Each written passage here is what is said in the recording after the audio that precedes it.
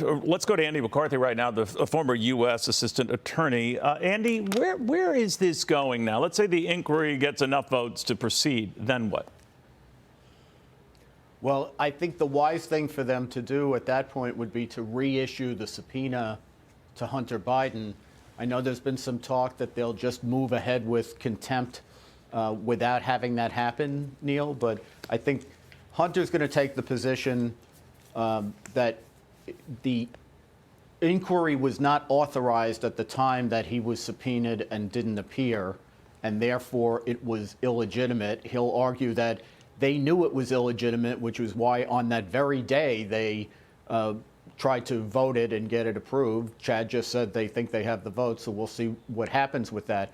I think to nail that down, just to be on the safe side, there's an argument technically that this subpoena is enforceable anyway because it was issued by the Judiciary Committee and the Oversight Committee, and they have subpoena power.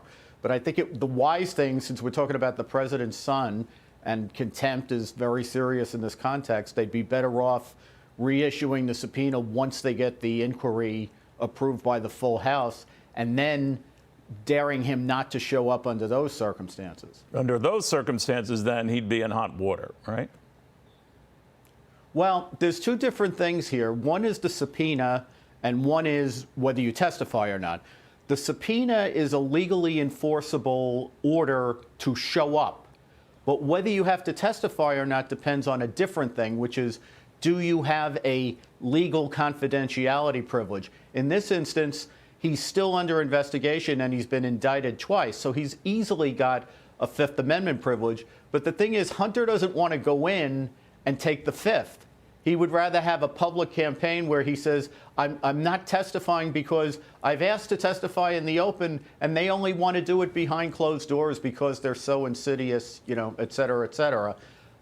He knows that if he goes in and takes the Fifth, they're going to exploit that, just like the January 6th committee did, by suggesting that anyone who takes the Fifth must be guilty and may even be obstructing the investigation.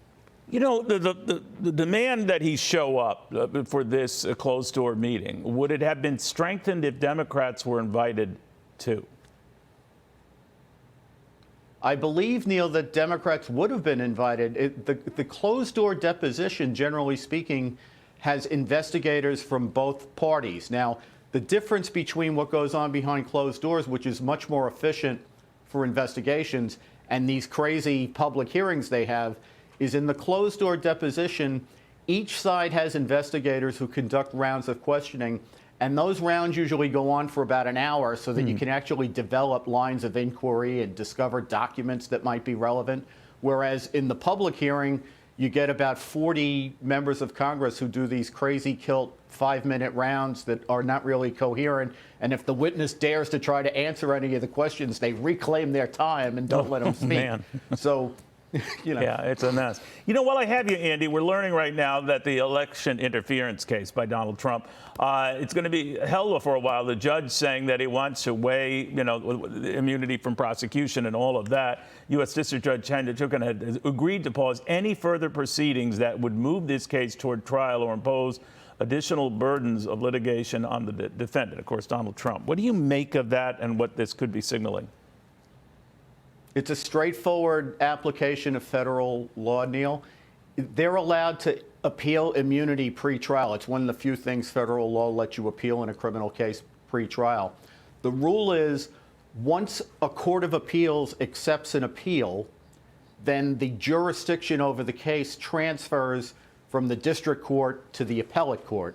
So Judge Chutkan actually doesn't have jurisdiction at this point once Trump appealed to the D.C. Circuit. And then hovering over all of this is whether the Supreme Court is going to take the case, where, you know, Jack Smith, the prosecutor, has basically tried to bypass the D.C. Circuit and go to the Supreme Court. But whether it's the Supreme Court or the D.C. Circuit, if one of those appellate courts has the case, then Judge Chutkan can't act on it anymore. All right. We'll see what happens. Andy, thank you very much. Andy McCarthy on all of that. Hi, everyone. I'm Brian Kilmeade. I want you to do me a favor. I want you to click to subscribe to the Fox News YouTube page. This is the only way that I know for sure that you're not going to miss any great commentary, any great news bites, any great interviews coming your way on Fox. You can get it all here on YouTube. So subscribe right now.